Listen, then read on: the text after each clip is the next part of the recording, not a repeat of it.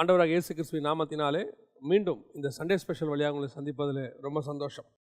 இன்றைக்கி நம்ம எதை பற்றி பார்க்க போகிறோம் அப்படின்னா, 1 சாமுவேலின் புஸ்தகம் 6ஆம் அதிகாரம் 1வது வசனம். கர்த்தருடைய பெட்டி பெலிஸ்தியர் தேசத்தில் 7 மாதம் இருந்தது. இந்த வசனத்தில் தான் நாம் இன்றைக்கி பார்க்க போகிறோம். நாம் கண்களை மூடி தேவ சமூகத்தில் ஆண்டவரை நோக்கி பார்ப்போம். சர்வ வல்லமையுள்ள எங்கள் ஆண்டவரே, இந்த அருமையான நேரத்திற்காகவும் ஸ்தோத்திரம். மகிமையுள்ள கரத்தில் தாழ்த்துகிறோம்.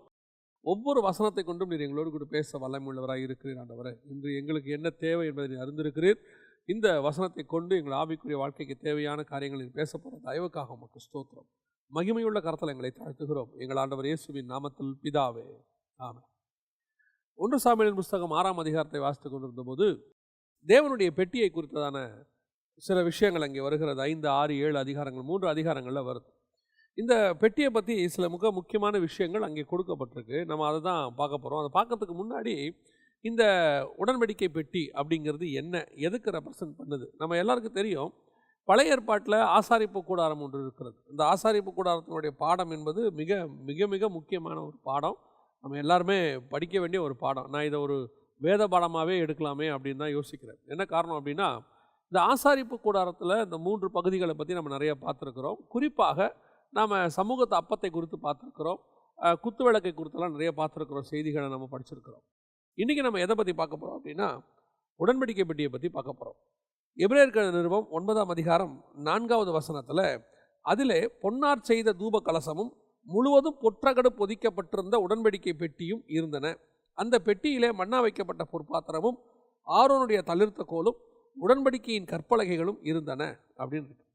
இது எதை பற்றி, என்ன விஷயம், இது எதை பற்றிக்கான ஒரு அடையாளம் அப்படின்னு கேட்டிங்கன்னா, நம்ம எல்லாருக்கும் தெரியும், ஆசாரிப்பு கூடாரம் என்பது பரலோகத்தினுடைய ஒரு மாடல். அது நம்முடைய சரீரத்துக்கான ஒரு மாடல். அது திருச்சபைக்கான ஒரு மாடல், எல்லாமே தெரியும். ஆனால் இதனுடைய மையம், மூளைக்கல், அதனுடைய மையம் யாருன்னா இயேசு கிறிஸ்து தான் எல்லாத்துக்குமே. இப்போ இந்த உடன்படிக்கை பெட்டியை பற்றி படிக்கும் போதும் அது இயேசு கிறிஸ்து தான் அதற்கு ஒரு மையமாக இருக்கிறார். எப்படி அப்படின்னு பார்த்தீங்கன்னு சொன்னால், இந்த உடன்படிக்கை பெட்டிக்குள்ளே 3 முக்கியமான காரியங்கள் இருக்கிறத பார்க்குறோம். ஒன்று நியாயப்பிரமாணத்தினுடைய கற்பலகைகள், இன்னொன்று மன்னா வைக்கப்பட்ட பொற்பாத்திரம். இந்த ரெண்டுமே வசனத்துக்கான ஒரு அடையாளம். இது நியாயப்பிரமாணம், இது நம்ம சுயாதீன பிரமாணம், கிருபையின் பிரமாணம்னு சொல்கிறோம். இப்போ இந்த நியாயப்பிரமாணத்துக்கும் இது எப்படி நீங்கள் கிருபையின் பிரமாணம்னு சொல்கிறீங்க அப்படின்னு கேட்டால், இது வானத்திலிருந்து வந்த மன்னா. இயேசு கிறிஸ்து சொல்கிறாரு, நான் இன்னும் அநேக காரியங்களை உங்களுக்கு சொல்ல வேண்டியிருக்கிறது.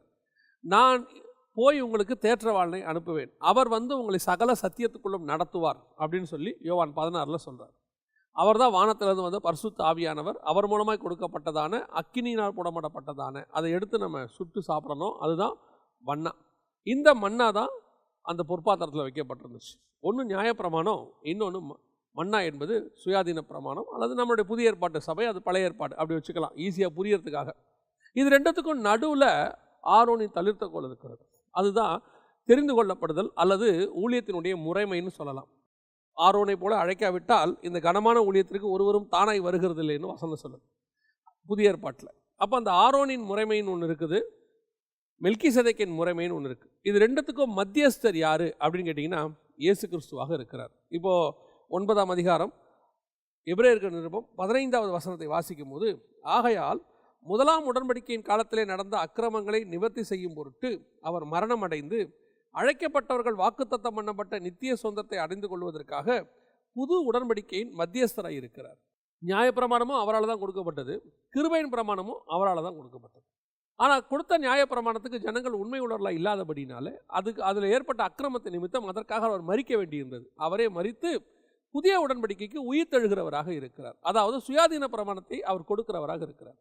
இது ரெண்டுத்துக்கும், இந்த 2 ஊழியத்துக்கும் அவர் தான் மத்தியஸ்தர். அப்போ ஆரோனின் முறைமையும் சரி, மெல்கிசேதேக்கின் முறைமையும் சரி, இது ரெண்டுத்துக்கும் மத்தியஸ்தர் யாருன்னா இயேசு கிறிஸ்து.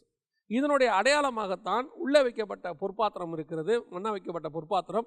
இன்னொரு பக்கம் கற்பலகைகள் இருக்குது. இது ரெண்டுத்துக்கு நடுவில் தெரிந்து கொள்ளப்படுதல், ஊழியத்தின் முறைமை இருக்கிறது. இது ஒரு சீத்தி மரத்தால் மூடப்பட்டிருக்கிறது. ஆண்டவர் சொல்றாரு, சீத்தி மரத்தினால் ஒரு பெட்டியை செய்யணும். அந்த சீத்தி மரம் என்பது எதை குறிக்கிறது அப்படின்னு கேட்டால், இயேசு மாம்சத்தில் வெளிப்படுது. அவருக்குள்ளே தான் இவ்வளவும் இருந்துச்சு. அவர் மரணம் அடையணும்னா அவர் மாம்சத்தில் வெளிப்படணும், உயிர் தெழணும், இதெல்லாம் நடக்கணும். ஸோ அந்த சீத்தி மரம் என்பது மாம்சத்தில் வெளிப்படுதல். அது மேலே பொன் தகட்டால் மூடப்பட்டிருந்தது. பசும் பொன் அப்படின்னா என்னென்னா, பரிசுத்தாவினுடைய அபிஷேகம், மகிமையினால் மூடப்பட்டிருந்தது. இயேசு கிறிஸ்து பரிசுத்த ஆவியிலே நிறைந்திருந்தார்னு வாசிக்கிறோம். ஸோ இப்போது சொல்லப்பட்டபடியே அந்த உடன்படிக்கை பெட்டி என்பது இயேசு கிறிஸ்துவுக்கான ஒரு அடையாளமாக இருக்கிறது. நான் இப்போ ஏன் இதை தான் ஒரு இன்ட்ரொடக்ஷனாக தான் நான் உங்களுக்கு சொல்கிறேன். ஏன்னா செய்தி இது அல்ல, இது ஒரு இன்ட்ரொடக்ஷன். இந்த உடன்படிக்கை பெட்டி பழைய ஏற்பாட்டில் இயேசு கிறிஸ்துவுக்கான ஒரு முன்னடையாளம்.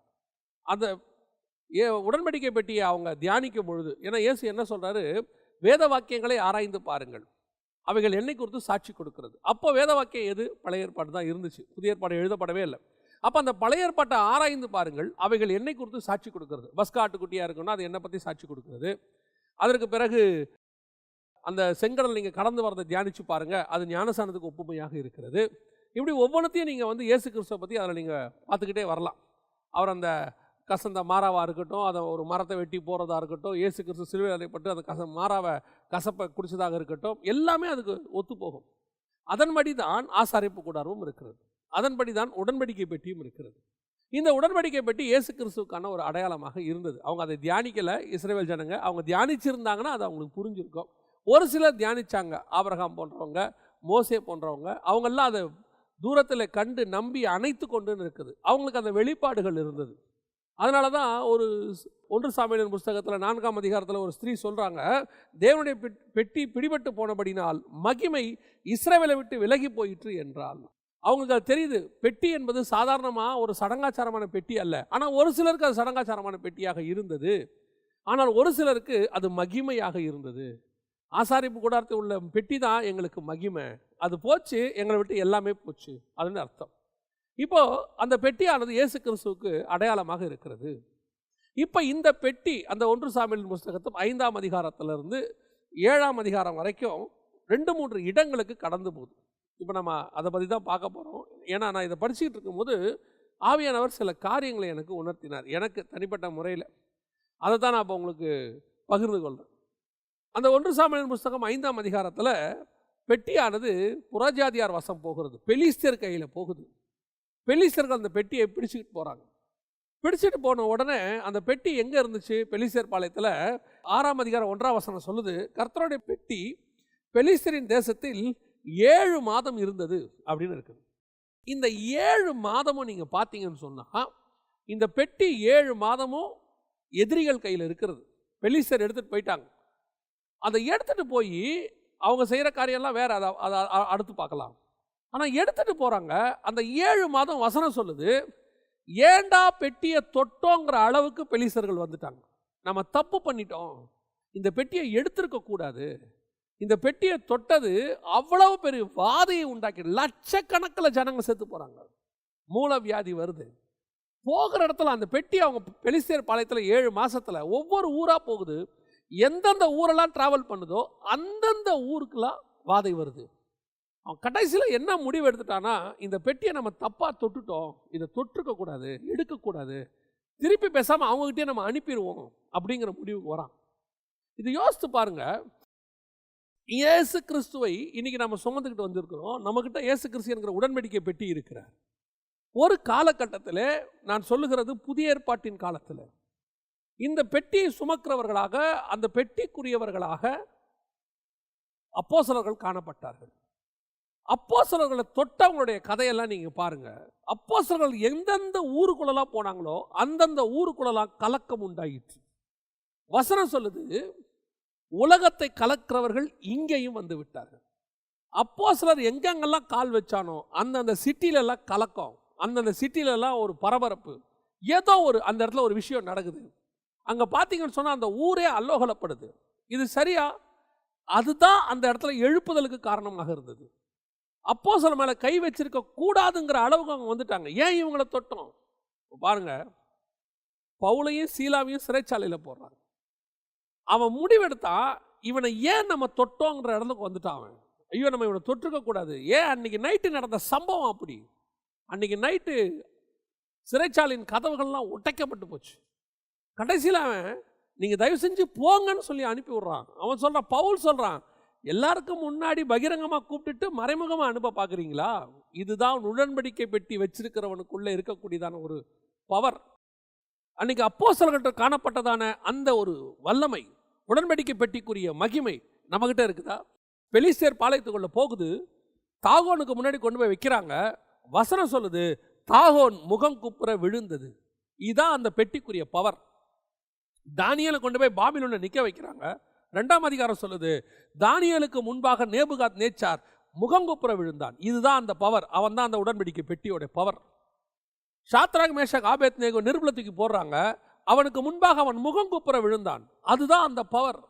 கர்த்தருக்கு முன்பாக பணியணும், வந்து விழணும். உனக்குள்ள அவர் இருக்கிறார்னா அந்த வல்லமை வெளிப்படணும்.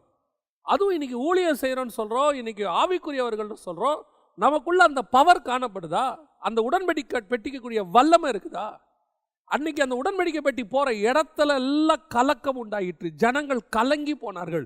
இது தயவு செஞ்சு இந்த நகரத்தை விட்டு போனா போதுங்கிற இடத்துக்கு வந்துட்டான். ஒரு காலத்துல அப்படித்தான் இயேசு எந்தெந்த கிராமத்துக்கு போனாரோ அந்தந்த கிராமத்தில் இருக்கிற பிசாசெல்லாம் கையெடுத்து கும்பிட்டுச்சு, தயவு செஞ்சு எங்க எல்லைகளை விட்டு போயிடுங்க, இந்த எல்லைகளில் இருந்தா எங்களால் ஊழியம் பண்ண முடியாது. இன்னைக்கு என்ன காரணம்? இன்னைக்கு என்ன நடக்குது? இன்னைக்கு நாம போற இடத்துல ஏன் அப்படி நடக்க மாட்டேங்குது? அந்த வல்லமை இன்னைக்கு உடன்படிக்கை பெட்டிக்குள்ள இல்லை. அன்னைக்கு அந்த தெரிந்து கொள்ளப்படுதல் இருந்துச்சு. அன்னைக்கு அந்த நியாயப்பிரமாணமும் கிருபையின் பிரமாணமும் சேர்ந்த வல்லமை உள்ளுக்குள்ள வார்த்தையினுடைய வல்லமை இருந்தது. அந்த பெட்டி போற இடத்துல மகிமை இருந்துச்சு. அந்த மகிமையை புறஜாதியாரால் தாங்கக்கூடாததாக இருந்தது. ஒரு காலத்தில் பாருங்க, இதே இந்தியாவில் எத்தனை மிஷனரிமார்கள் வந்து இறங்கி எவ்வளவு வல்லமையான காரியங்களை நடப்பித்தாங்க. மரித்தோரை உயிரோடு கூட எழுப்புனாங்க. அன்னைக்கு அவங்க வந்து எல்லா தியாகத்தோட செய்தனுடைய விளைவு இன்னைக்கு கிறிஸ்தவத்துவம் இங்கே அஸ்திவாரம் போடப்பட்டது. ஏன் இன்னைக்கு சில ஊழியக்காரர்கள், நான் கேள்விப்பட்டிருக்கிறேன், ஒரு ஊழியக்காரர் வந்து இங்கே ஒரு பெரிய குருசைட் நடத்தும் போது ஒரு நாத்திகர் அங்கே போயிருக்கிறார். அந்த நாத்திகர் போய் எதற்கு போயிருக்கிறார் என்று சொன்னால், இவர்கள் எல்லாம் ஏமாத்துகிறவர்கள், அதை ப்ரூஃப் பண்ணணும், நான் எழுதுவேன்னு சொல்லிட்டு போயிருக்கிறார். ஆனால் அவருக்கு ஒரு விஷயம், அந்த எழுத போனவர் பக்கத்தில் ஒருத்தர் உட்காந்து இருக்கிறாரு. அவர் யாருன்னு கேட்டிங்கன்னா ஒரு கை இல்லாதவர். அவர் உட்காந்து ஊக்கமாக ஜோம் பண்ணுறாரு. அந்த ஸ்டேஜுக்கும் இவங்களுக்கும் கிட்டத்தட்ட ஒரு 300 மீட்டர் 400 மீட்டர் அவ்வளோ தூரம் இருக்குது.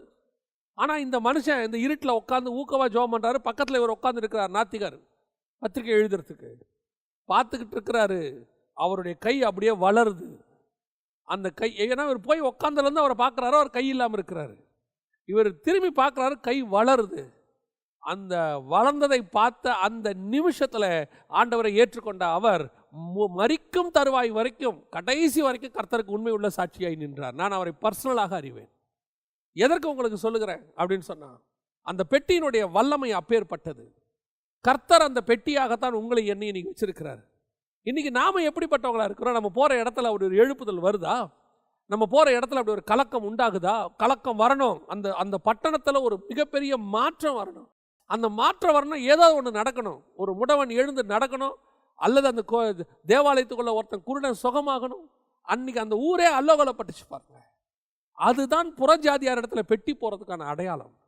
இன்னைக்கு நாம எவ்வளவோ சொல்லிட்டு இருக்கிறோம், அது நடக்கல, இது நடக்கல, அப்படி பண்ணல. நான் என்னையுமே சேர்த்தே தான் சொல்றேன். ஏன் நமக்குள்ள இன்னைக்கு இவ்வளவு பெரிய காரியம் செய்ய முடியல? அன்னைக்கு ஒரு 11 பேர் செய்ததை இன்னைக்கு கோடிக்கணக்கானவர்கள் இருந்து இன்னைக்கு இந்த உலகத்தில் செய்ய முடியலையே. இன்னைக்கு ஒரு சில நாடுகளில் அந்த எழுப்புதல் இருக்குது, இல்லைன்னே சொல்ல முடியாது. ஆப்பிரிக்கா போன்ற நாடுகளில், சில நாடுகளில் அந்த எழுப்புதல் இருக்குது. ஆனால் பெட்டிக்கு அந்த பவர் இல்லை. இப்போ நான் சொல்றது நம்மளை சொல்றேன். அந்த இயேசு கிறிஸ்து அன்னைக்கு அந்த உடன்படிக்கை பெட்டியாக இருந்தவர் இன்னைக்கு நம்மகிட்ட எல்லாத்தையும் வச்சிருக்கிறாரு. நாம் அவர் தான் சுமந்துட்டு போறோம். எனக்கு பெரிய ஆச்சரியம் என்னன்னா, ஒரே ஒரு கோலை மோசே கிட்ட கொடுக்குறாரு. அதான் அவங்ககிட்ட அவர் கொடுத்த ஒரே ஒரு காரியம். அவர் சொல்றாரு, உன்னை அனுப்புகிறது நான் அல்லவா?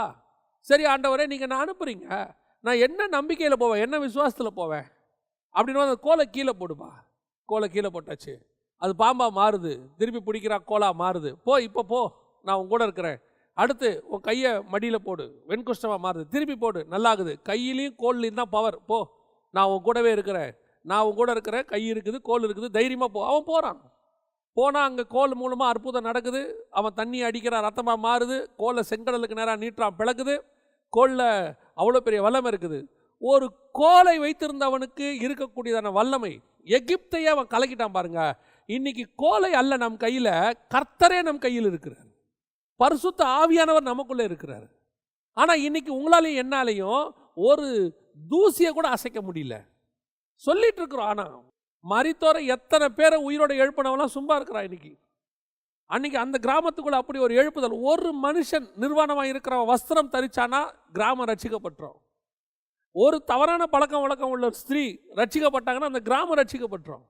அந்த ஒரு ஆளை கொண்டு ஒரு மிகப்பெரிய மாற்றத்தை கிராமத்துக்குள் கொண்டு வருவதற்கு இயேசு வல்லமை உள்ளவராக இருந்தார். இன்றைக்கி நாம் மாதம் மாதம் சாட்சி எழுதுகிறோம், டெய்லி சாட்சி சொல்கிறோம்.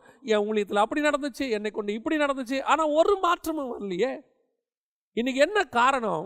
உடன்படிக்கை பெட்டிக்குள்ள அந்த மகிமை இல்லை, நமக்குள்ள அந்த மகிமை இல்லை, கர்த்தருடைய வல்லமை நமக்குள்ள அது இல்லை. இன்றைக்கி நாம் எல்லாருமே பெயரளவுக்கு பெட்டியை வச்சுருக்கிறோம், அவ்வளோதான். இன்றைக்கி நம்ம அந்த பெட்டியை வச்சுருக்கிறோங்கிற ஒரே ஒரு கான்செப்ட் தான் நம்மகிட்ட இருக்குது. நான் சொல்லுவேன், ஒரு இடத்தில் ஒரு ஊழியக்காரன் இருந்தால் அந்த இடத்துல இருக்கிற பிசாசு அலறணும், அந்த பிசாசு பயப்படணும். இப்பவும் சொல்லுவேன், ஒரு வல்லமை உள்ள ஊழியக்காரன் அங்கே இருக்கிறான்னா பிசாசு சும்மா இருக்காது, அவனை விரட்டுற வரைக்கும் அது எதையாவது செஞ்சுக்கிட்டே இருக்கும். ஒரு ஊழியக்காரனோ ஒரு சபையோ அங்கே இருந்து அங்கே ஒன்றும் நடக்கலை, எல்லாமே நார்மலாக இருக்குதுன்னா அந்த சபையால் அந்த ஊழியக்காரனால் பிசாசுக்கு எந்த பிரச்சனையும் இல்லைன்னு அர்த்தம். அவ்வளோதான் விஷயமே. ஒரு ஊழியக்காரனை கொல்ல பார்க்குறான், ஒரு ஊழியக்காரனை ஏதோ ஒன்று ஊழியத்தை நிறுத்த பார்க்குறான், அந்த ஊழியத்துக்கு விரோதமாக எழும்ப பார்க்குறான், அல்லது அந்த ஊழியத்தின் மூலமாக அங்கே அவனை விரட்ட பார்க்குறான் அந்த இடத்துல இருந்துன்னா அந்த ஊழியம் அந்த பிசாசை ஏதோ செய்யுதுன்னு அர்த்தம். அதான் அதுக்கு அடையாளமே. அப்படி ஒன்றும் இல்லாமல் அந்த இடத்துல எல்லாமே நார்மலாக இருக்குது. இப்பவும் சொல்கிறேன், கர்த்தர் கூட இருந்தால் சேஃப்டி இருக்கும், கண்டிப்பாக சேஃப்டி இருக்கும். உங்களை யாரும் ஒன்றும் பண்ண முடியாது, ஆனால் எதிர்ப்பு கண்டிப்பாக இருக்கும். இப்போ இயேசுவுக்கு எதிர்ப்பு இருந்தது, ஆனால் அவர் ஒன்றும் பண்ண முடியல பாருங்க. அவராக கொண்டு போய் தன் ஜீவனை ஒப்பு கொடுக்குற வரைக்கும் ஒன்றும் பண்ண முடியாது. ஆனால் கர்த்தருடைய கரம் கூட இருந்துச்சு, அதனால எதிர்ப்பு இல்லாமல் இருந்துச்சா? பவுலை பார்த்து ஆண்டவர் சொல்ற, தைரியமாக பேசு, இந்த பட்டணத்தில் அநேகர் உண்டு, ஒருவனும் உண்மையில் கை போடுவதில்லை. ஆனால் போகிற இடத்துலலாம் எதிர்ப்பு இருக்கும், ஆனால் பேசிக்கிட்டே இருக்கணும். கர்த்தர் திறந்த வாசலை வச்சாருங்கிறதுனால எல்லாருமே சுமூகமாக இருக்குமா? இருக்காது, எதிர்ப்புகள் இருக்க தான் செய்யும். அப்படி இருந்தால்தான் அந்த ஊழியம் ஏதோ ஒரு மாற்றத்தை அங்கே கொண்டு வருதுன்னு அர்த்தம். அங்கே இருக்கிறவனை ஏதோ செய்யுது, அங்கே இருக்க பிசாசை ஏதோ செய்யுது, அங்கே இருக்கிற ஒருத்தன் உன் ஊழியத்துக்கு விரோதமாக, உன் சபைக்கு விரோதமாக எழும்பி நீ சும்மா இருக்கிற உன்னை அராதிக்கக்கூடாது, நீ இங்கே சபை நடத்தக்கூடாதுன்றானா நீ ஏதோ உன் ஊழியம் அவனை அசைக்குதுன்னு அர்த்தம். சும்மா இருக்கிற தாகோனை முன்னாடி விழுதுன்னா அது ஏதோ அந்த பெட்டி பண்ணுது தாகோனை. இல்லைன்னா தாகோன் என்ன செய்ய போகுது சொல்லுங்க? இது பெட்டி ஒரு பக்கமும் தாகோன் ஒரு பக்கமும் நின்று போகுது. ஏன் தாகோன் முன்னாடி விழுது? இந்த பெட்டியிலேருந்து வரக்கூடிய மகிமை தாகோனை என்னவோ பண்ணுது. வேற வழி இல்லாமல் தாகோன் கீழே விழுது, திருப்பி தூக்கி வைக்கிறான். மறுநாள் பார்த்தா தலையும் கையும் உடஞ்சி போய் கிடக்குது. அவன் பார்க்குறான், இது என்ன நடக்குது? பெட்டி சும்மா தான் இருக்கு. ஆனால் பெட்டி அந்த இடத்துல இருந்தால் தாகோனால சும்மா இருக்க முடியாது.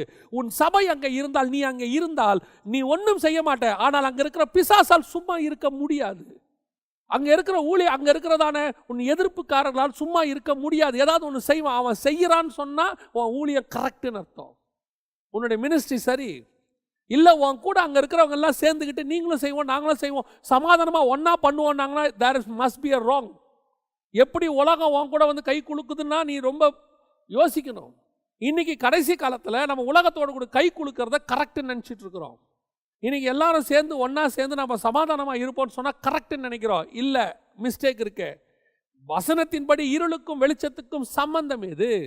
விசுவாசிக்கும் அவிசுவாசிக்கும் சம்பந்தம் எது? தேவனுடைய பெட்டிக்கும் தாகோனுக்கும் சம்பந்தம் எது? பெலிஸ்தியருக்கும் தேவனுடைய பெட்டிக்கும் சம்பந்தம் எது? இருக்க முடியாது. நீ ஒரு வீட்டில் இருக்கிற, உனக்கு விரோதமாக உங்கள் வீட்டில் இருக்கக்கூடியதான உன் சொந்தக்காரங்களோ நண்பர்களோ எழும்புறாங்கன்னா, நீ கர்த்தருடைய பிள்ளையாக இருக்கிறதுனால எழும்புறாங்கன்னா நீ உடன்படிக்கை பெட்டியாக இருக்கிறேன்னு அர்த்தம். அதனால தான் அவங்க எழும்புறாங்க. நீ அவங்களோட ஒத்து போயிட்டீங்கன்னா அவங்க எழும்ப மாட்டாங்க. பாருங்க, எலியா ஏசாபேலோட ஒத்து போயிட்டா ஏன் ஏசாபேல் எழும்ப போகிறாங்க? ஈவன் ஸ்பிரிச்சுவலாக இருக்கிறதுனால அவங்களுக்கு அது பொறுக்கலை, முடியாது, அவங்களால இருக்க முடியாது, அவ்வளோதான். அந்த ஸ்பிரிட் வேற ஸ்பிரிட். அப்போ நீ குடும்பத்தில் இருக்கும்போது உனக்கு குடும்பத்துக்குள்ள எல்லாரும் சமாதானமாக இருக்க. இயேசு என்ன சொல்றாரு? நான் சமாதானத்தை உனக்கு தான் கொடுக்க வந்தேன், ஆனால் உனக்குள்ளே பிரிவினையை உண்டாக்க வந்தேன். எந்த பிரிவினை?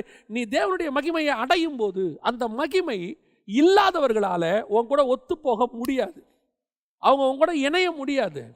இந்த ஒத்த ஆவி உள்ளவங்க மட்டும்தான் உன் கூட போக முடியும். மற்றவன் உன்னை எதிர்ப்பான், உன் மேலே பொறாமப்படுவான், கத்துவான், கதறுவான், உன்னை இல்லாமல் பண்ணுவேன்னு சொல்லுவான், உன் ஊழியத்தை காலி பண்ணிடுறேன்னு சொல்லுவான், உன் மேலே எரிச்சல் அடைவான். அந்த எரிச்சல் உன் மேலே வருதுன்னா உன் ஊழியம் சரியாக போயிட்டு இருக்குன்னு அர்த்தம். இல்லை, எல்லாரும் சேர்ந்து வாங்க நம்ம ஒன்றா பண்ணுவோம், நீங்கள் ரொம்ப உங்கள் ஊழியம் எங்களுக்கு ரொம்ப பிடிச்சிருக்குது அப்படின்னு தேவனை அறியாதவர்களும் வேற ஆவி உடையவர்களும் சொல்கிறான்னா நீ எங்கேயோ மிஸ்டேக் பண்ணுறேன்னு அர்த்தம். அதுதான் உடன்படிக்கை பெட்டியினுடைய பிரச்சனை. இப்போ உடன்படிக்கை பெட்டி தாகோனை எதிர்த்து நிற்கல, தாகோனோட கை கோத்துக்கிட்டு போகுது இன்னைக்கு.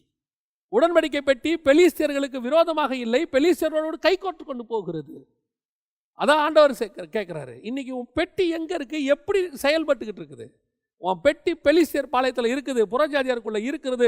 நீ ஒரு மிகப்பெரிய எதிர்ப்பு நேர்ந்த கிராமத்துக்குள்ளே இருக்கிற கிராமம் எதிர்க்குதுன்னா உன் பெட்டி கரெக்ட், மகிமை சரியாக போயிட்டுருக்குன்னு அர்த்தம்.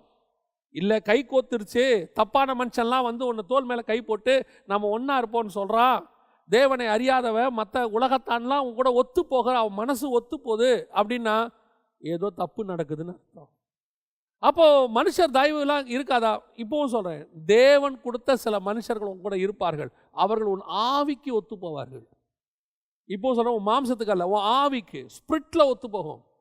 ஸ்பிரிச்சுவல் ஸ்டாண்டர்ட் நான் உங்களுக்கு சொல்கிறேன், ஒரு ஸ்பிரிச்சுவல் ஸ்டாண்டர்ட் நீங்கள் வளரும்போது அந்த ஸ்பிரிச்சுவாலிட்டியிலேயே எல்லாரும் உங்க கூட ஒத்து போக முடியாது. ஒரு ஸ்டாண்டர்டில் நீங்கள் வளர வளர வளர அந்த ஸ்டாண்டர்டில் இருக்கவங்க தான் அவங்க கூட ஒத்து போக முடியுமே ஒழிய எல்லா ஸ்டாண்டர்டில் இருக்கிறவங்க ஒத்து போக முடியாது. ஆரம்ப காலகட்டத்தில் நீங்கள் உட்காந்து எல்லாரோடையும் நீங்கள் சிரித்து பேசிகிட்டு இருப்பீங்க, ஜாலியாக இருப்பீங்க, இத்தனைக்கும் ஸ்பிரிச்சுவலாக தான் சிரித்து பேசுவீங்க, அரட்டை அடிச்சுட்டு இருப்பீங்க. ஒரு லெவலுக்கு மேலே நீங்கள் போகும்போது, தேவனோடு கூட சஞ்சரிக்கும் போது, இந்த சிரித்து பேசுகிறவங்களோட உங்களால் உட்கார முடியாது. ஒரு காலத்தில் நீங்கள் அங்கே தான் உட்காந்துருப்பீங்க, உங்களால் உட்கார முடியாது. அங்கே ஏன் முடியாது அப்படின்னு கேட்டால், உங்களோட ஸ்பிரிட்டு அவங்களோட ஒத்து போகாது. அந்த அரட்டை அடித்து பேசுகிற நேரம் உனக்கு வீணாக தெரியும், காலத்தை வீணாக்குறாங்கன்னு தெரியும். அது அப்போ தான் உனக்கு தெரியும், ஏன்னா நீ அந்த லெவலுக்கு போகும்போது தான் தெரியும். இதுதான் ஸ்பிரிச்சுவல் ஸ்டாண்டர்ட். இன்னும் போக போக போக மேலே போக போக கீழே இருக்கிற இஸ்ரவேலர்களுக்கும் பாளையத்துக்குள்ளே இருக்கிற இஸ்ரவேலர்களுக்கும் மலைக்கு கீழே இருக்கிற யோசுவாவுக்கும் மலைக்கு மேலே இருக்கிறதான மோசேக்கும் வித்தியாசம் உண்டு. 3 பேருமே தேவஜனங்க தான். இஸ்ரவேலர்களும் தேவஜனங்க தான், மலைக்கு கீழே இருக்கிற யோசுவாவும் தேவஜனம் தான், மலைக்கு மேலே இருக்கிற மோசையும் தேவஜனம் தான். ஆனால் ஸ்பிரிச்சுவல் ஸ்டாண்டர்ட் இருக்குது. இவங்களால மேலே வர முடியாது. மேலே வரணும்னா இவங்க சில காரியங்களை விட வேண்டியிருக்கு. மோசையால் மேலே இருக்கிற மோசையால் இந்த ஜனங்களை மேலே கூட்டிகிட்டு போக முடியாது. கர்த்தர் சொல்லுவார், அவனை வராதவன்னு சொல்லு, அவனை ஓரமாக நிறுத்து. ஏன்? அவன் ஸ்டாண்டர்ட் வேறு, உன் ஸ்டாண்டர்ட் வேறு. இதுதான் பெட்டியோடைய மகிமை. உன்னை கர்த்தர் அழைச்சிருக்கிறாருன்னா, கர்த்தருடைய மகிமையில் நாளுக்கு நாள் நீ வளர்றனா, உன்னை கொண்டு போய் சில நேரத்தில் இந்த மாதிரி புறஜாதியார் மத்தியில் வச்சுருவாங்க, புறஜாதியார் குடும்பத்தில் வச்சுருவாங்க, புறஜாதியார் ஆஃபீஸில் வச்சுருவாங்க. இப்போ சொல்கிறேன், கர்த்தருடைய மகிமை உனக்குள்ளே இருந்து நீ அந்த இடத்துல தேவனுடைய பெட்டியாக இருப்பானால் அங்கே இருக்கிற தாகோன் உனக்கு முன்பாக முகம் குப்புற விழும். பெலிஸ்தர் பிடிச்சிட்டு போனது உண்மைதான், பெட்டியை பிடிச்சிட்டு போகிறதுக்கு கர்த்தர் தான் பர்மிஷன் கொடுத்தாரு. எதுக்கு தெரியுமா? என் பெட்டியோடைய வல்லமை என்னன்னு காட்டுறதுக்கு. என் பெட்டியை நீ கொண்டு போயிட்டு தானே அங்கே வச்சு பாரு, தாகோனா பெட்டியான்னு தெரிஞ்சிடும். தேவ பிள்ளையை நீ அங்கே கொண்டு போய் வைக்கிறியா, நீ வச்சு பாரு, என் மகனா நீங்களான்றதை நான் காட்டிடுவேன்றாரு. அது எங்கே வேணா இருக்கும், அது பாபிலோனா இருக்கட்டும், எருசலேமா இருக்கட்டும், அது எகிப்தா இருக்கட்டும், எங்கே வேணா வச்சு உன்னோட வித்தியாசத்தை கர்த்தர் காட்டுவார். இது தேவனுடைய பெட்டி. அந்த வல்லமை உனக்குள்ளே இருக்கணும், அந்த மகத்துவம் உனக்குள்ளே இருக்கணும். உன்னை கண்டா அந்த பெட்டிக்குரிய பவர் உனக்குள்ளே இருக்குதா? சுய பரிசோதனை பண்ணி பாருங்க. சும்மா நானும் ஒரு பெட்டியாக இருக்கிறேன், நானும் ஆவிக்குரியவனாக இருக்கேன், நானும் ஒரு ஊழியக்காரனாக இருக்கேன், நானும் ஒரு சர்ச்சை வச்சுருக்கேன், 10ஓட 11 இருக்கேன், ஒன்றும் பிரச்சனை இல்லை, பீஸ்ஃபுல்லாக போயிட்டுருக்கு, நிம்மதியாக போயிட்டுருக்கு. Wrong wrong wrong. உன்னுடையது ஏதாவது ஒன்று அங்கே செய்யணும், அந்த இடத்த ஒரு கலக்கத்தை உண்டாக்கணும், அங்கே ஏதோ ஒரு குழப்பத்தை உண்டாக்கணும். ஐயோ இந்த ஆள் இங்கே இருந்தானா நம்மளால் ஊழியம் பண்ண முடியாது, அங்கே இருக்கிற பிசாசு சொல்லணும், எழும்பணும்.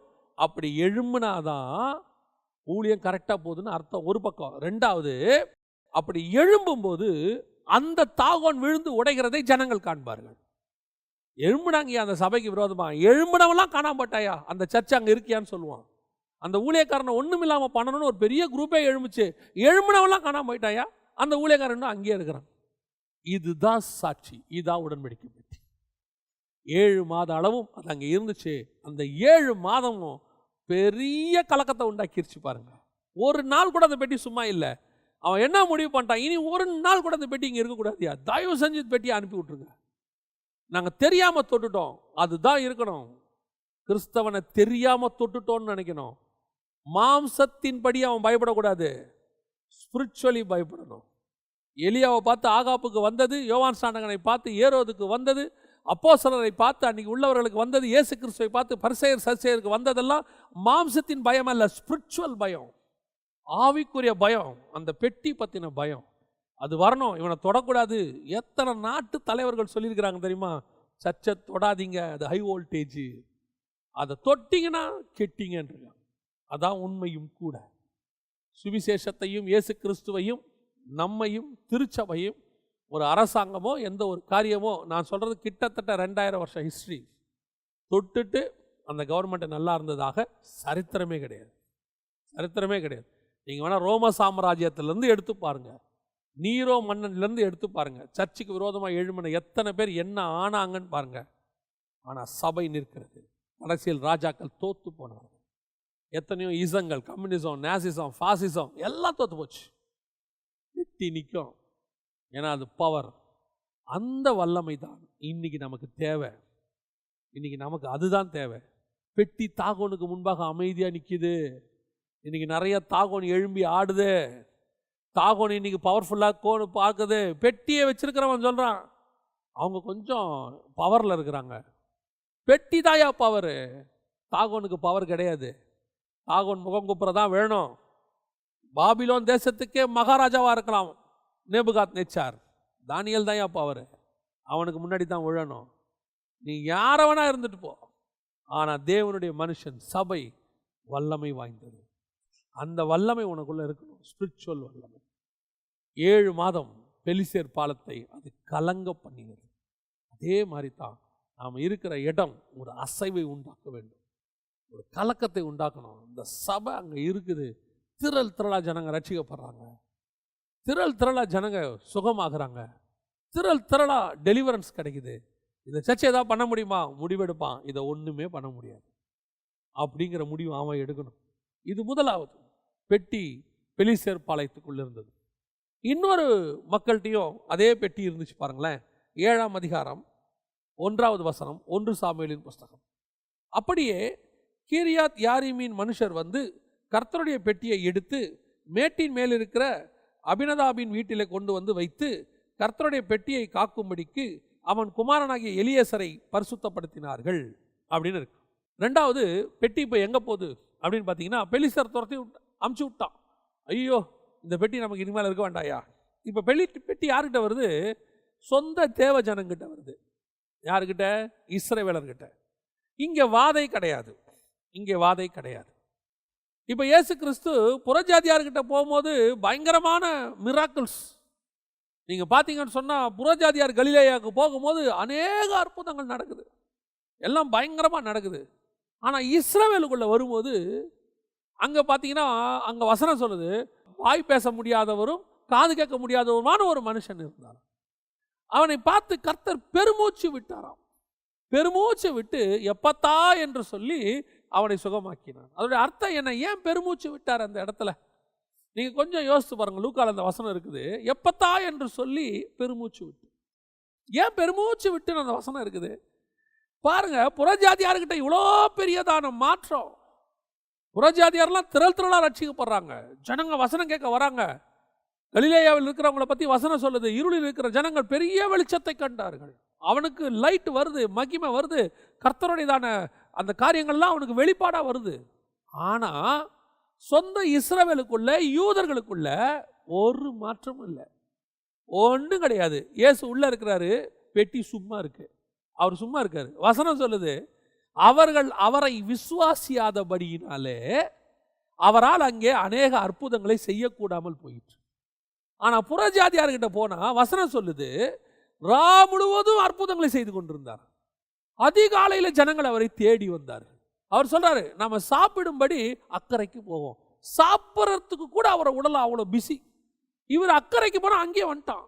வசனம் சொல்லுது, அவர்களை பார்த்து அவர் மனதுருகி, என் மந்தையில் சேராத இன்னும் நிறைய ஆடுகள் இருக்குதுப்பா அப்படிங்கிறார். ஒரு வீட்டுக்குள்ளே போய் இயேசு மறைஞ்சிருக்கிறார். வசனம் சொல்லுது, அவர் மறைந்திருந்தார்னு. அந்த கானானிய ஸ்திரீ அவரை தேடி கண்டுபிடித்தாள்னு இருக்கு. அவரால் மறைந்திருக்க கூடாது போயிற்று. ஒரு புறஜாதியார் தேடி கண்டுபிடிச்சிட்டான் இயேசுவை. அப்படி தேடி ஓடி வர்றான். அற்புதம் நடக்குது. 100க்கு அதிபதி வீட்டில் ஒரு அற்புதம் நடக்குது. வேலைக்காரனுக்கு ஒரு அற்புதம் நடக்குது. மரித்த பெண் உயிரோடு எழும்புது. எல்லாம் நடக்குது. இங்கே ஒன்றுமே நடக்கல, சும்மாவே இருக்கு. இயேசு பெருமூச்சு விட்டுறாரு. அந்த எல்லைக்குள்ளே வந்தோடனே, இஸ்ரவேல் எல்லைக்குள்ளே வந்து பெருமூச்சு விட்டு ஒரு வார்த்தை சொல்கிறாரு, எப்பத்தா திறப்பாயாக. தயவு செஞ்சு வாங்கன்னு திறக்கட்டும் இஸ்ரவேலே. உன் காது திறக்கட்டும் இஸ்ரவேலே. எல்லாவனுக்கும் திறக்குது. நான் வந்தது உனக்கு, அவனுக்கெல்லாம் திறக்குது, உனக்கு திறக்க மாட்டேங்குது. இன்னைக்கு அதுதான் பெரிய விஷயம். இன்னைக்கு வெளியே எத்தனையோ புறஜாதியார் மத்தியில் நடக்கிற அற்புத அடையாளங்கள் சபைக்குள்ள நடக்கல. சபைக்குள்ள பெட்டி சும்மா இருக்கு. பெரிய அற்புதத்தை கர்த்தரால சபைக்குள்ள செய்ய முடியல. வசனம் சொல்லுது, அவர்கள் ஒருமனப்பட்டு கூடி வரும்போது அங்கே பரிசுத்த ஆவியானவர் இறங்கினார், எழுப்புதல் உண்டாயிற்று. அங்க 2 பேர் 3 பேர் என் நாமத்துல கூடுனீங்கன்னா அங்க வருவேன். இன்னைக்கு ஒவ்வொரு சபைக்குள்ளேயும் கூடி வரோமே. ஆனா இன்னைக்கு ஏன் புறஜாதியார் மத்தியில் நடக்கிற ஒரு பெரிய மாற்றம், எழுப்புதல் ஏன் சபைக்குள்ள வரல? சபை அப்படியே இருக்கு. சபைக்குள்ள ஒரு விதமான எழுப்புதலும் கிடையாது. ஜனங்களுக்குள்ள வசனத்துக்குள்ள ஒரு மாற்றம் இருக்குதா? இல்லை. ஜனங்கள் ஏதாவது ஆவிக்குரிய வாழ்க்கையில் வளர்ச்சி அடைஞ்சிருக்கிறாங்களா? இல்லை. நான் சொல்றது பெரும்பான்மையான சபைகள், ஒரு சில சபைகள்ல இருக்கு. இன்னைக்கு ஜனங்க எப்படி உட்காந்துருக்காங்க? அப்படியே இருக்கு. 10 வருஷம் 20 வருஷம் 25 வருஷம் பெட்டி சும்மா கிடக்கு சபைக்குள்ள. அங்க பாருங்க, எத்தனை வருஷம் பெட்டி இருந்துச்சு? 7ஆம் அதிகாரம் 1-2 வசனம், 2வது வசனம். பெட்டி கீரியாத் யாரிமிலே அநேக நாள் தங்கி இருந்தது. 20 வருஷம் அங்கே இருந்தது. 20 வருஷம் இருந்திருக்குங்க. ஒரு காரியம் கூட நடக்கல அந்த ஊர்ல. ஒன்று கூட நடக்கல. ஒரு மாற்றம் கிடையாது. பெலிஸ்தியர் பாலத்தில் 7 மாசம் தான் இருந்துச்சு. ஒரு நாளும் அற்புதம், ஒரு நாளும் கலக்கம், ஒவ்வொரு நாளும் மாற்றம். ஜனங்க ஓடி ஒளிறான் பெட்டியோடைய பவர். அதே பெட்டி இங்கே வருது, 20 வருஷம் சும்மா இருக்குது, ஒன்றும் கிடையாது, அப்படியே கிடக்குது, மந்தமா இருக்கு. நிறைய மந்தமான பெட்டி கிடக்கு இன்னைக்கு. வசனம் அதை விட கொடுமை என்ன தெரியுமா? 20 வருஷம் அவன் ஊர்ல தான் பெட்டி இருக்குது.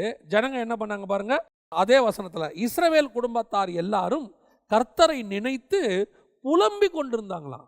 ஐயோ, கர்த்தர் இல்லையே, எங்க கூட கர்த்தர் இல்லையே, புலம்புறான். பெட்டி உன் ஊர்ல தான் இருக்கு, பெலிஸ்திய ஊர்ல இல்ல, புறஜாதியார்கிட்ட இல்லை பெட்டி. உன் ஊருக்கு வந்து 20 வருஷம் ஆச்சு.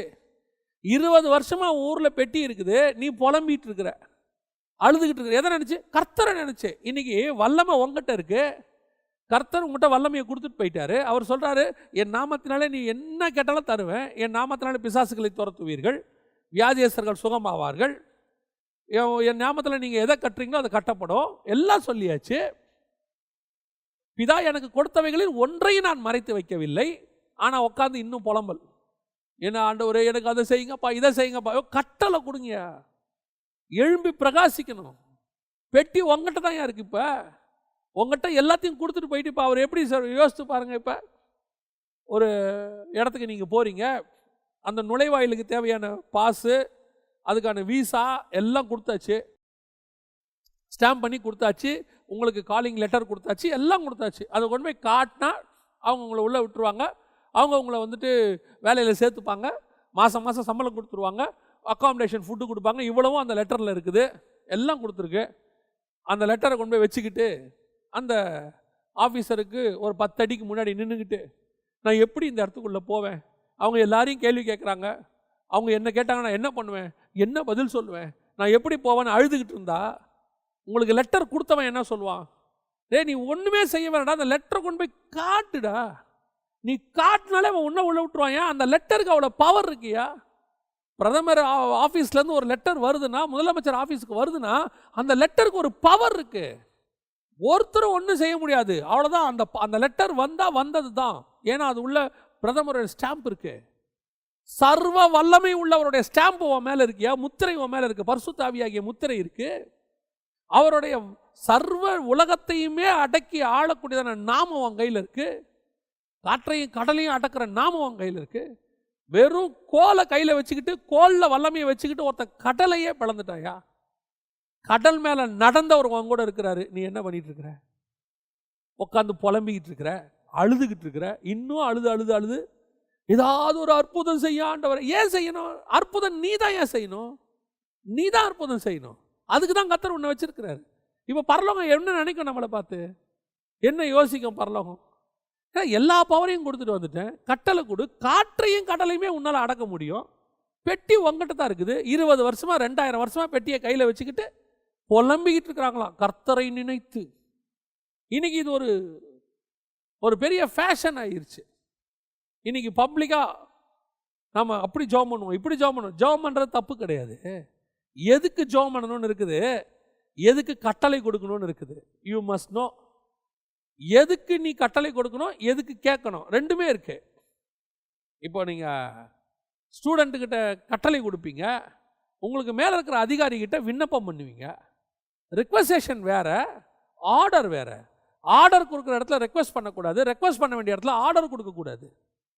இன்றைக்கி கர்த்தர் நம்மகிட்ட எல்லாத்தையும் கொடுத்துட்டு போயிருக்கும் போது நம்மகிட்ட ஆர்டரை கையில் கொடுத்துட்டு போயிருக்காரு. இந்த ஆர்டரை யூஸ் பண்ணு.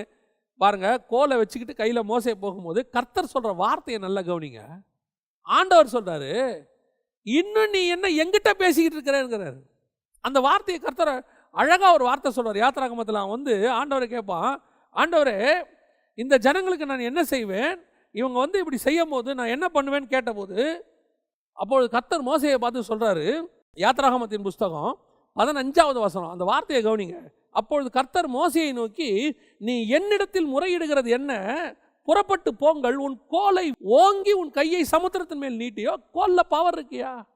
அதான் நான் எல்லாத்தையும் கொடுத்துட்டேன், எங்கிட்ட முறையிட்டுக்கிட்டு இருக்கிறேன் நீன்னு கேட்குறாரு.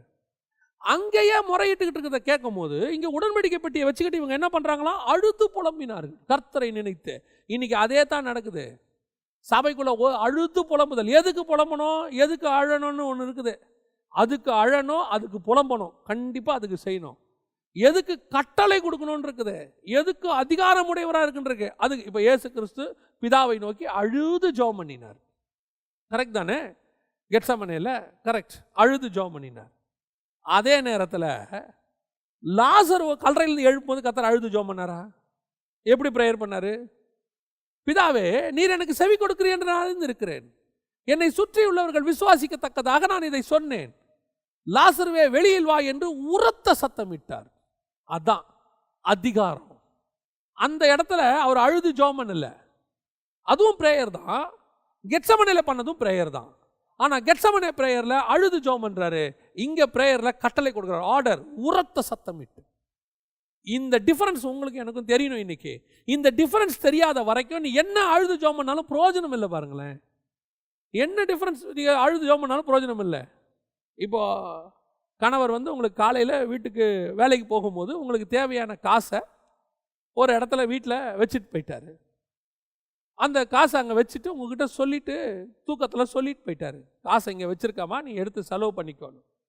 உங்களுக்கு அது மறந்துடுச்சு, அவர் போயிட்டாரு, ஃபோன் ரீச் ஆகலை. இப்போ நீங்கள் என்ன பண்ணுவீங்க? அழுதுன்னு இருப்பீங்க. சாப்பாட்டு கூட வழியில் என்னை விட்டுட்டு போயிட்டாரு, ஆண்டவரே எனக்கு இறங்கும். ஃபோன் பண்ணி, ஏங்க எனக்கு இப்படி சாப்பாட்டுக்கு நீங்கள் காசு கொடுக்காம போயிட்டீங்களே, என் மேலே உங்களுக்கு பாசம் இல்லையா, அன்பு இல்லையா, ஆண்டவரே எனக்கு இறங்கும், என் கணவனே எனக்கு இறங்கும். நான் சொல்லலாம், காசை வச்சுட்டு போயிருக்கேன் பாரு, எடுத்து செலவு பண்ணு. உனக்காக தானே எல்லாத்தையும் அங்கே வச்சுட்டு வந்திருக்கேன், மொத்த காசையும் எடுத்து செலவு பண்ணி சாப்பிடு. இதுக்கு ஏன் அழுவுற? உனக்கு தேவையானதான் எல்லாம் நான் செஞ்சுட்டு போயிட்டேனே, எதுக்கு அழுவணும்? ஒரு அடிபட்டுருச்சு, என்னை ஹாஸ்பிட்டலுக்கு கூட்டு போக ஆள் இல்லை, யாருக்கும் வரலைங்கன்னா அப்போ ஃபோன் பண்ணி அழுதான் நியாயம். ஏன்னா இப்படி இருக்க, என்னை காப்பாற்ற யாருமே இல்லைன்னா உடனே ஓடி வருவான், நான் வரேன் இருமாம்பான். இப்போ கேட்டால் என்ன சொல்லுவான்? அதான் வச்சுட்டு வந்திருக்கேனே, ஏற்கனவே உங்கள்கிட்ட சொன்னேனே, நான் வச்சிருக்கிறேன்னு சொன்னேனே. அதைத்தான் ஆண்டவர் சொன்னார், என் பிதா எனக்கு கொடுத்த எல்லாவற்றையும் நான் உனக்கு தந்து விட்டேன்னு இருக்கேன். இன்னும் உட்காந்து புலம்பு, இன்னும் உட்காந்து அழு, ஆனால் பதிலே வராது. 20 வருஷம் ஜெபம் பண்ணாலும் பதில் வராது, 30 வருஷம் ஜெபம் பண்ணாலும் பதில் வராது. வசனம் சொல்லுது, 20 வருஷம் அவர்கள் கர்த்தரை நினைத்து புலம்பி கொண்டிருந்தார்கள். பெட்டியை கையில் வச்சுக்கிட்டு புலம்பிட்டு இருக்கிற, கர்த்தர் கொடுத்த வல்லமையை வச்சுட்டு புலம்பிட்டு இருக்கிற, அதிகாரத்தோடு கூட அத்தாரிட்டியை கர்த்தர் கையில் கொடுத்துருக்கிறாரு. டேக் யுவர் அத்தாரிட்டி, உன்னுடைய கர்த்தர் கொடுத்த அத்தாரிட்டியை எடு. ரெண்டாவது, இன்னைக்கு இப்படி ஒரு கூட்டம் சபையில் உட்காந்துருக்கு, பெட்டியை சும்மா வச்சுக்கிட்டு, எல்லா வல்லமையும் வச்சுக்கிட்டு, எல்லா கர்த்தர் கொடுத்ததையும் வச்சுக்கிட்டு அப்படியே சும்மா மந்தமாகவே உட்காந்துருக்கோம். பெட்டி உங்ககிட்ட தான் இருக்குது, அழுது புலம்பாதீங்க, தைரியமாக அத்தாரிட்டியோட கட்டளை கொடுங்க. கர்த்தர் சொல்கிறாரு, நீ கொடு, என்ன நடக்குதுன்னு பாரு. கடைசியாக இதே பெட்டி இன்னொரு இடத்துல இருந்துச்சு. 2 சாமுவேலின் புஸ்தகம் 6ஆம் அதிகாரம் 11வது வசனம். கர்த்தருடைய பெட்டி கித்தியனாகிய ஓபேத் ஏதம் வீட்டிலே 3 மாதம் இருக்கையில் கர்த்தர் ஓபேத் ஏதமையும் அவன் வீட்டார் அனைவரையும் ஆசீர்வதித்தார். 7 மாதம் அவங்ககிட்ட இருந்துச்சு, வாத கலங்க பண்ணிருச்சு புறஜாதியார. 20 வருஷம் இஸ்ரவேல்கிட்ட இருக்குது, தேவ ஜனங்கிட்ட தான் இருக்குது, ஒரு பிரயோஜனம் இல்லை. ஆனால் இப்போ பெட்டி நகரத்துக்கு வெளியே இருக்கு. இங்கே தாவீதி நகரத்திற்கு வெளியே. இது புறஜாதியாருக்கு அடையாளம்னு வச்சுக்கோங்களேன். ஏன்னா இயேசு புறம்பே அடிக்கப்பட்டார், எருசலேமுக்கு புறம்பே. இங்கே வசனம் சொல்லுது, தாவீது பெட்டியை நகரத்திற்கு கொண்டு வருவதற்கு பயந்தானாமா. அதை தன்னிடத்தில் தாவீதி நகரத்தில் கொண்டு வர மனதில்லாமல், 10வது வசனம் சொல்லுது, தாவீதி நகரத்திற்கு கொண்டு வர மனதில்லாமல். தாவீதி நகரம்னா சீயோன் கோட்டை இருக்கிற இடம். அங்கே கொண்டு வரதுக்கு மதம் இல்லாமல் புறம்பே வெளியே வச்சுட்டான். எதுக்கு அது வெளியே இருக்கட்டும், என்ன நடக்குதுன்னு பார்ப்போம். 20 வருஷம் கீரியாத்தாதம் வீட்டில் இருக்கும்போது ஒன்றும் நடக்கலையா, சும்மாவே இருந்துச்சு. ஆனால் எடுத்துகிட்டு வரும்போது பிரச்சனை வந்துருச்சியா? ஏன் பெட்டியை கொண்டு வரக்கூடிய ப்ரொசீஜரில் அவங்க கொண்டு வரல? 20 வருஷம் ஒருத்தன் பாதுகாத்துருக்கிறான். ஆனால் அவன் தான் கொண்டு வரான். திருப்பி கொண்டு வரும்போது பெட்டியை மாட்டு வண்டியில் வச்சு எடுத்துகிட்டு வந்துட்டான். ஆண்டவர் அடிச்சு விட்டார், அது முடிஞ்சிச்சு கதை. இப்போ ஒருத்தன் வீட்டில் புறஜாதியார்கிட்ட கொடுத்தாச்சு. இது இப்போ நமக்கான அடையாளம். முதல்ல பெலிஸ்தேர் என்பது எதிரிகள்கிட்ட பெட்டி இருந்துச்சு. அடுத்து கிரியத் யாரிம்ன்றது எருசலேம் இஸ்ரவேல்கிட்ட பெட்டி இருந்துச்சு. இப்போ நகரத்துக்கு புறம்பே புறஜாதியார்கிட்ட பெட்டி. இது புறஜாதியாருடைய காலம். நம்மகிட்ட பெட்டி இருக்குது. வசனம் சொல்லுது, கர்த்தருடைய பெட்டி கித்தியனாகிய ஓபேத் ஏதோம் வீட்டில் 3 மாதம் இருக்கையில் கர்த்தர் ஓபேத் ஏதோமையும் அவன் வீட்டார் அனைவரையும் ஆசீர்வதித்தார். இப்போ நல்லா கவனிச்சு பாருங்க, 20 வருஷம் இருந்துச்சு இல்லையா அவன் வீட்டில், கிரியத் யாரும் வீட்டில். அங்கே இருக்கும்போது பாருங்க, அதுக்கு ஒரு ஆசாரியன் இருக்கிறான். ப்ரொசீஜராக அதை வச்சுக்கிறாங்க. மேட்டின் மேலே பெட்டியை கொண்டு போய் ஒரு இடத்துல வச்சு, ஒரு ஆசாரிப்பு கூடாரத்தினுடைய மாடல் மாதிரியே வச்சு, ஒரு ஆசாரியனை வச்சு எல்லாம் செய்கிறாங்க. இங்கே பாருங்க, ஆசாரியன் கிடையாது, யாரும் கிடையாது. பெட்டி புறஜாதியார் வாசம் இருக்கிறது. ஆனால் பெட்டி இருக்குது.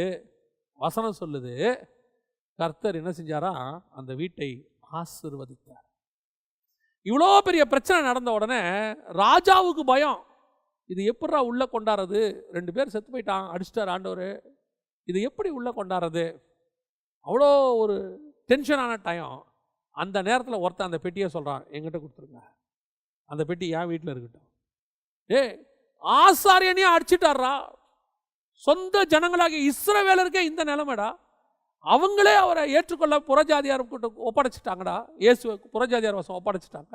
இஸ்ரவேலே தீக்கிரை ஆயிடுச்சுடா. அவனுங்களாலே அவரை வச்சுக்க முடியல. அவன் சொல்றான், பெட்டியோடைய மகத்துவம் தெரியாதவன் அவன். பெட்டி வேணும் தான் நினைக்கிறான வெளியே, பெட்டியோடைய மகத்துவத்தை தெரியாதவன் அவன். நீ பெட்டி இங்கே கொடு, ஓபேத்தியத்தை வீட்டில் கொடு, என் வீடு எப்படி ஆசீர்வதிக்கப்படுப்பா. புறஜாதியார் உங்கள் கையிலையும் என் கையிலையும் தான் இப்போ அந்த பெட்டி வந்திருக்குது. நான் சொல்லுவேன், அந்த பெட்டி நம்ம கையில் ஆசீர்வாதத்துக்காக வந்திருக்கு. நம்ம வீட்டில், நம்ம கிட்ட, நம்ம சபையில் கர்த்தர் இருக்கும் அளவும் ஆசீர்வாதம் தங்கி இருக்கு. ஸ்பிரிச்சுவல் ஆசீர்வாதமும் சரி, உலக ஆசீர்வாதமும் சரி. இன்னைக்கு ஆசீர்வாதம்னாலே நம்ம மைண்டு ஃபுல்லாக எதில் ஓடுது? உலக பிரகாரமாக தான் ஓடுது. நான் சொல்ல, ரெண்டும் உண்டு. ஆனால் முதலாவது நீங்கள் எதை தேடுங்கள்? தேவனுடைய ராஜ்யத்தையும் நீதியும் தேடுங்கள். முதலாவது எதை தேடுங்கள்? அவருடைய வலது பாரசத்தில் உள்ளதையே தேடுங்கள். இப்போ நல்ல சபைக்குள்ள கர்த்தருடைய மகிமை இருக்குமானால், எனக்கு தெரிஞ்சு இது என்னுடைய ஊழிய அனுபவத்தில் சொல்கிறேன், ஆசீர்வாதம் தானாய் வரும். நீ அதுக்கு புலம்பியெல்லாம் தவிக்கவே வேணாம், கதறவே வேணாம். அதுக்கு நீ இந்த ப்ரொசீஜர், சில இஸ்ரவேலர்களுக்கு ஒரு ப்ரொசீஜர் இருந்துச்சு நியாயப்பிரமாணத்துக்கு. இப்படி பலி செலுத்தணும், இந்த ஆட்டுக்குட்டி இத்தனை வயசு, இப்படி தான் பலி செலுத்தணும், இதெல்லாம் எரிச்சிடணும், இதை சாம்பலை, இப்படிலாம் இருந்துச்சுல்ல. இப்போ உங்களுக்கு எனக்கு எதுவுமே கிடையாது, ஒன்றுமே கிடையாது. அவனுக்கு அந்த விருத்த சேதன முறைமை இருக்குது, குற்ற நிவாரண பலி, பாவ நிவாரண பலி, இந்த அத்தனை பலியும் இயேசுநாதருக்குள்ளே சரியாகி போச்சு. இப்போ உங்களுக்கு எனக்கும் ஒன்றுமே கிடையாது. ஆனால் ஒன்று தான், அவருடைய நாமத்தை நம்ம வச்சுருக்கிறோம். அவர் நமக்குள்ளே வாசம் பண்ணுறாரு, அவர் கொடுத்த ஆவியானவர் இருக்கிறாரு. பாருங்கள், இப்போ ஆசீர்வாதம் தானாக வரும். இதுக்கு நீங்கள் அவன் பண்ண வேண்டிய அழுது புலம்பி எளிய, அவன் சொல்கிறான், அந்த கிரியத்தாரோட வீட்டில் ஒரு ஆசாரியனை நியமிக்கிறாங்க. வசனம் சொல்லுது, 1 சாமுவேல் புத்தகம் 7ஆம் அதிகாரம் 1ஆம் வசனம், கர்த்தருடைய பெட்டியை காக்கும்படிக்கு அவன் குமாரனாகிய எலியேசரை பரிசுத்தப்படுத்தினார்கள். இங்கே ஓபேத்யேதம் பரிசுத்தமாக இருந்தார்னு இருக்குதா?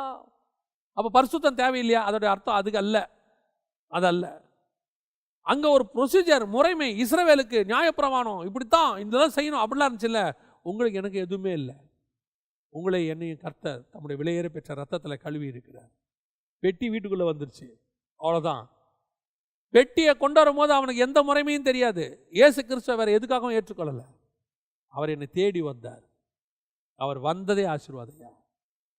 இந்த ஆசீர்வாதத்தை யார் பார்க்குறா தெரியுமா? ராஜா பார்க்குறான். ஏய், நான் எடுத்துகிட்டு வரும்போது அடிச்சாடுறா, உன் வீட்டில் ஒரு ஆசீர்வாதமாக இருக்காரா? ஆமாயா, அதான் உண்மை. இஸ்ரவேலுக்கு அவர் எப்படி இருந்தாருங்கிறது வேற. அவர் நல்லவர் தான். அவங்க அவரை சரியாக வச்சுக்கல பெட்டியை. பெலிஸ்தர் எப்படி யூஸ் பண்ணாங்கன்றது வேற.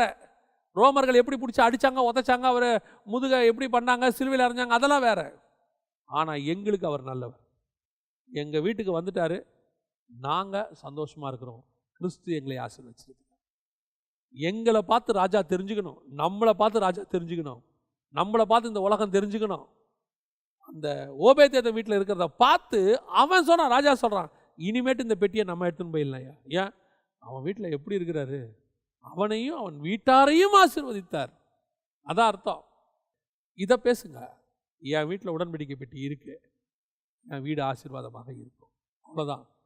ஏங்க, எலியேசர் வீட்டில் இருக்கும்போது ஒன்றும் நடக்கலைங்க, நம்ம வீட்டில் நடக்கும். பெலிஸ்தர் பாளையத்தில் அது பெரிய ப்ராப்ளத்தை உண்டாக்குச்சுங்க, ஏன் பாளையத்தில் அது ஆசீர்வாதத்தை கொண்டு வரும். ஏன்? அவ்வளோதான். கர்த்தர் எனக்கு நல்லவராக இருக்கிறார். கர்த்தர் நல்லவர் என்பதை ருசித்து பாருங்கள். சிலர் வந்து நெகட்டிவாக சொல்லுவான், பேசுவான். இல்லை, நாங்கள் கூட இயேசுவெல்லாம் ஏற்றுக்கொண்டோம். உன் பாளையம் என்னவோ, உன் வீடு என்னவோ எனக்கு தெரியாது. நான் 20 இயேசுக்கு ஏற்றுக்கொண்டு 30 வருஷம் ஆச்சு. என்னுடைய தனிப்பட்ட லைஃப்பில் சொல்கிறேன். இயேசுவை ஏற்றுக்கொண்டு 30 வருஷம் ஆச்சு. இந்த 30 வருஷத்தில் கர்த்தர் எனக்கு நல்லவராகவே இருந்திருக்கிறார். ஒரு நாள் கூட அவர் எனக்கு கெட்டவராக இருந்ததே கிடையாது. என் வீடு ஆசீர்வதிக்கப்பட்டிருக்கிறது, என் வீட்டார் ஆசீர்வதிக்கப்பட்டிருக்கிறார். கர்த்தர் எங்களை வேலி அடைத்து பாதுகாத்திருக்கிறார். நான் சாட்சியாய் சொல்லுவேன். அதுதான் உண்மையும் கூட. நான் இந்த மெசேஜுக்காக சொல்லலை, உண்மையும் கூட. இயேசு அவன் வீட்டில் இருந்தால் ஆசீர்வாதம் தானா வருங்க. நீ உண்மையாக இருந்தால் போதும், அவ்வளோதான். அந்த பெட்டிக்கு நீ உண்மையாகிரு. நீ எலியேசரை மாதிரி பயங்கரமாக பரிசுத்தப்படுத்தி அந்த முறைமை கூடலாம் இன்னும் இல்லை. மனசின்படி, நீ மனசாட்சியின்படி, உனக்கு கொடுத்துருக்கிற பரிசுத்த ஆவியின்படி, கர்த்தர் கொடுத்த வசனத்தின்படி நீ உண்மை உள்ளவனாகிரு. உனக்கு ஒரு ஊழியம் கொடுத்துருக்காரா, அதுக்கு உண்மை உள்ளவனாகிரு. உனக்கு ஒரு குடும்பம் கொடுத்துருக்காரா, அதுக்கு ஒரு உண்மை உள்ளவனாகிரு. உனக்கு ஒரு வேலை கொடுத்துருக்காரா, உண்மை உள்ளவனாயிரு. அப்படி இருக்கும்போது உனக்குள்ள இருக்கிற பெட்டி உன்னை ஆசீர்வதிக்கும். உனக்குள்ள இருக்கிற தேவன் உன்னை ஆசீர்வதிப்பார், உன் வீட்டை ஆசீர்வதிப்பார். இன்னைக்கு ஆசீர்வாதம்னா என்ன? பெட்டியை கொண்டு வச்சாச்சு, அதனால ஓபேத்தேதம் என்ன வேணாலும் செய்யலான்னு அர்த்தமா? எது வேணாலும் செய்யலாங்க. பெட்டியே எங்கிட்ட தான் இருக்குது.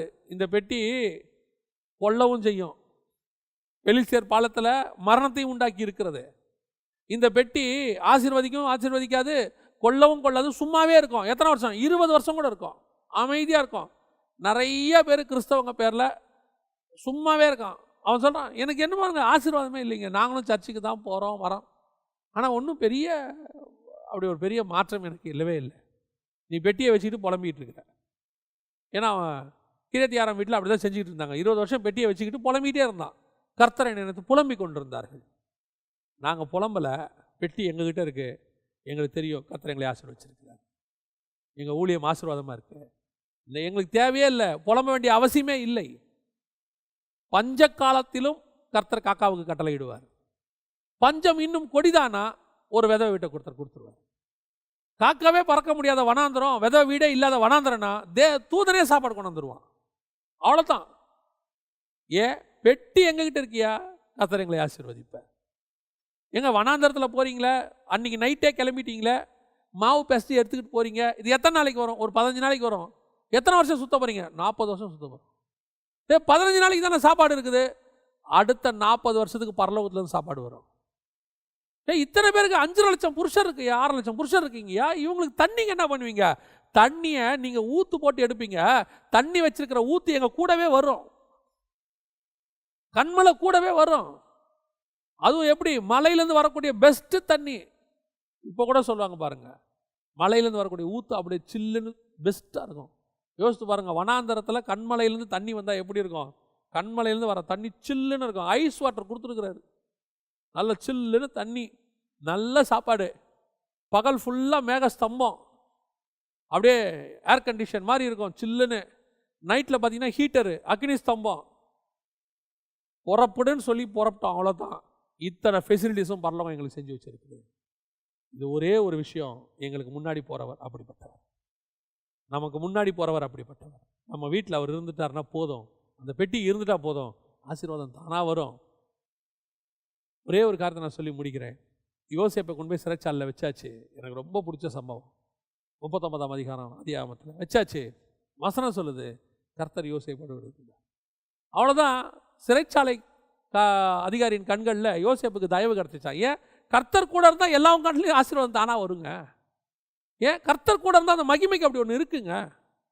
நீ கர்த்தரை கூட வச்சுக்கிட்டு ஏன் புலம்பிகிட்டு இருக்கிற? என்னன்னு தெரில, எவ்வளோதான் வாழ்க்கை என்ன ஆகும் தெரில, எதிர்காலம் என்ன ஆகும் தெரில, என் பிள்ளையை எப்படி வளர்ப்பேன்னு தெரியல, போகிற போக்க பார்த்தா கேஸ் விலை ஏறிக்கிட்டு இருக்கு, பால் விலை எல்லாம் ஏறதான் செய்யும். என்னைக்கு இறங்கியிருக்கு? என்னைக்கு இறங்கியிருக்கு? இந்த 30-40 வருஷத்தில் நமக்கு நினைவு தெரிஞ்சு எப்போ இறங்கியிருக்கு? எல்லாம் விலைவாசி ஏறி தான் இருக்குது. லேண்டு விலை ஏறி இருக்குது, தங்க விலை ஏறி இருக்குது, எல்லாம் ஏறிக்கிட்டு தான் இருக்குது. எப்போ குறைஞ்சிச்சு? ஆனால் ஏறினாலும் உனக்கும் எனக்கு என்ன தேவையோ அதை கர்த்தர் கொடுத்துட்டு தானே இருக்கிறாரு. விலை ஏறிடுச்சுங்கிறதுனால நம்ம சாப்பாடை குறைச்சி 2 வேளை ஆகிட்டோமா? விலை ஏறிடுச்சுங்கிறதுனால நம்ம தண்ணி குடிக்காமல் நிறுத்திட்டோமா? விலை ஏறிடுச்சுங்கிறதுனால வீட்டில் குடியிருக்காமல் மரத்தடியில் குடியிருக்கிறோமா? வீட்டு வாடகை ஏறினாலும் அதை கொடுப்பதற்கு கர்த்தர் வல்லமை உள்ளவராக இருக்கிறார். அரிசி விலை ஏறினாலும் அதை கொடுப்பதற்கு கர்த்தர் வல்லமை உள்ளவராக இருக்கிறார். கர்த்தரை நோக்கி பார்த்து நாம இது வரைக்கும் வெக்கப்பட்டு போனதே இல்லைல்ல. என்ன ரீசன்? நம்ம வீட்டுக்குள்ளே பெட்டி இருக்குங்க, அவ்வளோதான். பெட்டி இருக்குது, அந்த பெட்டி நம்மளை ஆசீர்வதிக்குது. இப்போ பெட்டி என்ன நிலையில் உங்கள் வீட்டில் இருக்குங்க? கடைசி கேள்வி. நிறைய பேர் வீட்டில் வாத பிரச்சனை, போராட்டம். சிலர் வீட்டில் பெட்டி சும்மா இருக்கு. ஆனால் ஒரு சிலர் வீடுகளில் மட்டும் அந்த பெட்டி ஆசீர்வாதமாக இருக்குது. இன்னைக்கு கர்த்தர் நம்ம கூட இருக்கிறார், ஆசீர்வதிக்க விரும்புகிறார். நம்ம வீடு 3 மாதமாக இருந்தாலும் 7 மாதமாக இருந்தாலும் 20 வருஷமாக இருந்தாலும் ஆசீர்வாதம் தானாகி வரும். இந்த விசுவாசத்தோட நம்ம சொல்லணும், ஆண்டவரே பெட்டியா வீட்டில் இருக்கட்டும்ப்பா சொல்லி பாருங்க, கர்த்தர் பெரிய காரியங்களை செய்வார். நம்ம ஜெபம் பண்ண போகிறோம். எல்லாம் கண்களை மூடுவோம். சர்வ வல்லமையுள்ள எங்கள் தகப்பனே, இந்த அருமையான நேரத்திற்காக உமக்கு ஸ்தோத்திரம். மகிமையுள்ள கரத்தில் தாழ்த்துகிறோம். ஆண்டவரே, நாங்கள் அறியாதவர்களாய், உம்முடைய மகத்துவத்தை தெரியாதவர்களாக, பெட்டி எங்ககிட்ட இருக்கும் போதே பல நேரத்தில் நாங்கள் புலம்பிகிட்டு இருந்திருக்கிறோம். ஆண்டவரே, நாங்கள் புலம்பிகிட்டே இருந்திருக்கிறோம். ஆனால் ஓபேத்தியது வீடு புலம்பவே இல்லை. ஆண்டவரே, சந்தோஷமாக இருந்தாங்க. அவங்க ஒன்று விசுவாசிச்சாங்க, பெட்டி எங்ககிட்ட இருந்தால் போதும், ஆசீர்வாதம் தானே வரும். அந்த பெட்டியால் எனக்கு பிரச்சனை வராது. ராஜா கூட பயந்தான் பெட்டியால் பிரச்சனை வரும்னு. ஆனால் அந்த வீட்டார் பயப்படவே இல்லை. எங்கள் தேவனை இருக்கிற நாங்கள் எதற்கும் பயப்பட மாட்டோம். நாங்கள் ஆசீர்வதிக்கப்படுவோம். எங்கள் தேவன் எங்களை ஆசீர்வதிப்பார், எல்லாவித ஆசீர்வாதத்தினாலும் நிரப்புவார்.